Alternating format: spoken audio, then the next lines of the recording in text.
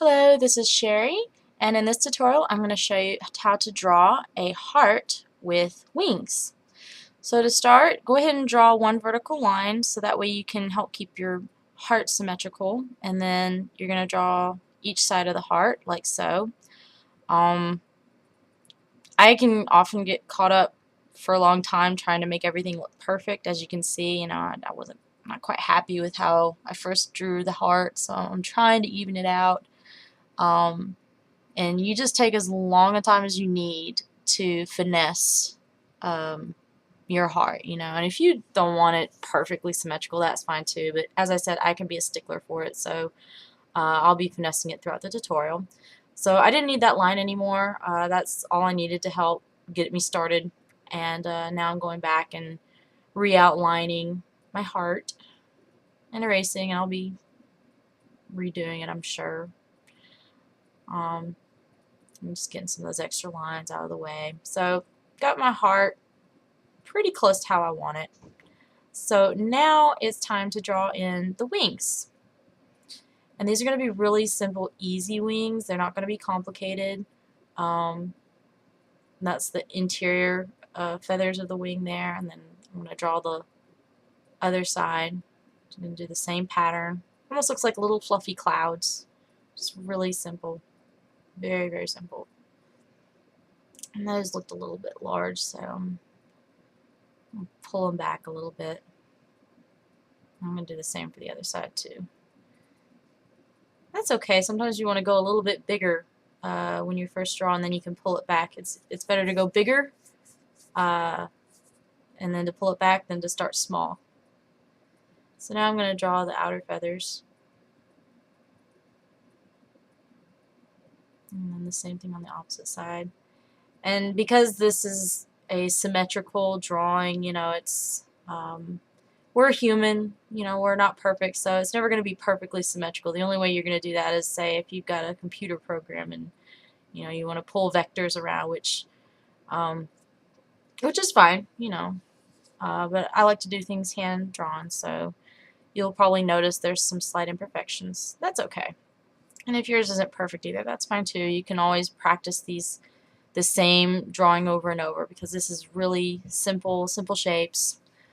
And it's really cute. You can draw this for a friend or your date or whoever, mom, tattoo, that sort of thing.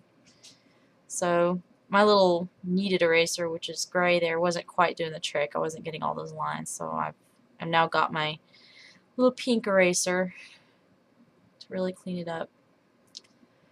And because this is going to be in color, I want to make sure I get all of my extra lines completely removed as best as possible, because I'm going to pull off the extra the pencil that's outlining this image. Because when I color it with marker, I don't want to have to see any more pencil lines. So that's why I'm finessing everything right now. I wish I had some cute little label to give all this stuff like Bob Ross, but there's no happy little trees in this one. I don't know. Happy triangles? Happy little curves? Happy heart?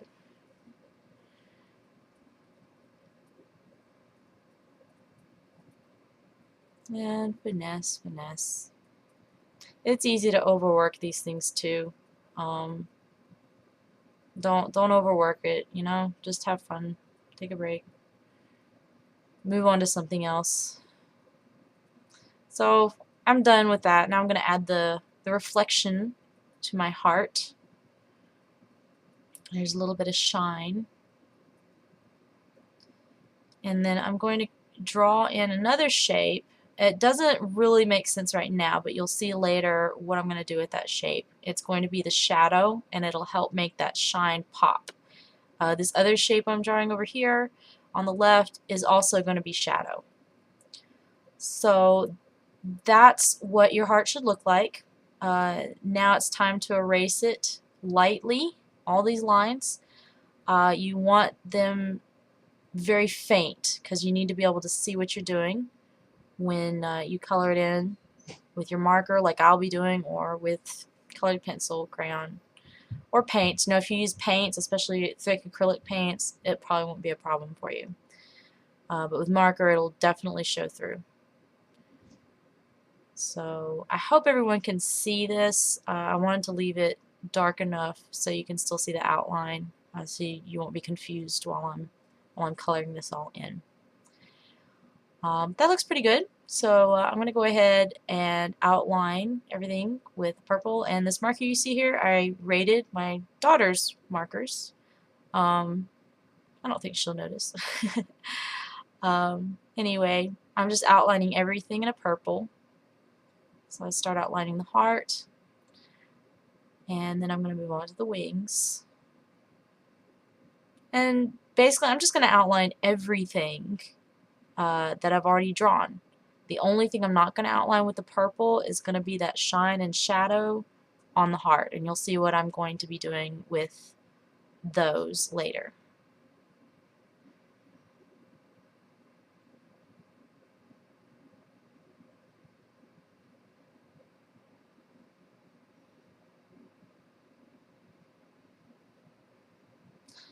So now the heart is outlined.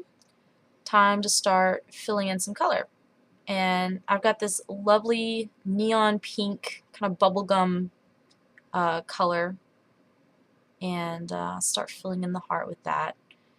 When you color with markers, especially big fat ones like you see me using right now, you'll notice if you color with the point, that's good for really fine areas where you want to do detail work. But when you start coloring in wider areas, you want to start using the side of the marker. It's a lot faster. You will save the point of your marker. It'll make it last longer. Anyway, you can see I've colored everything but the shine. You probably can't see the outline that I left behind, but you know, I can see it fine. So you should be able to see yours too. So now I'm going to pull out a darker pink, kind of a magenta color, and I'm coloring in that outline that I left behind for the shadow.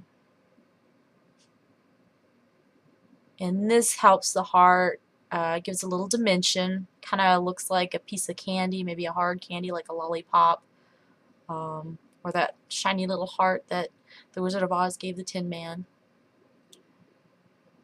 But anyway, it gives it some sense of dimension, sense of form. So I've got this nice sky blue marker, and I'm going to use that as a shadow for my heart's wings.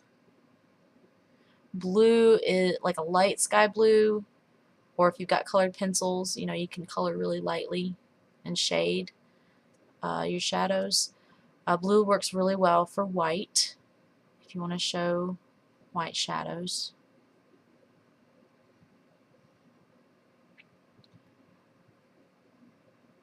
And just like the heart, you know, these little shadows here help give the wings a sense of dimension, a bit of form.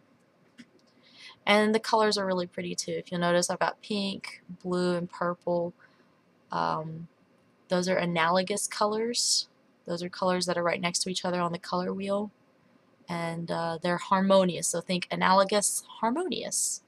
And if my students that I taught this year, I'm not going to announce the school's name for privacy and all that, but you guys know who you are. Y'all remember I talked about analogous, harmonious colors. So I hope y'all don't forget that. It's important stuff.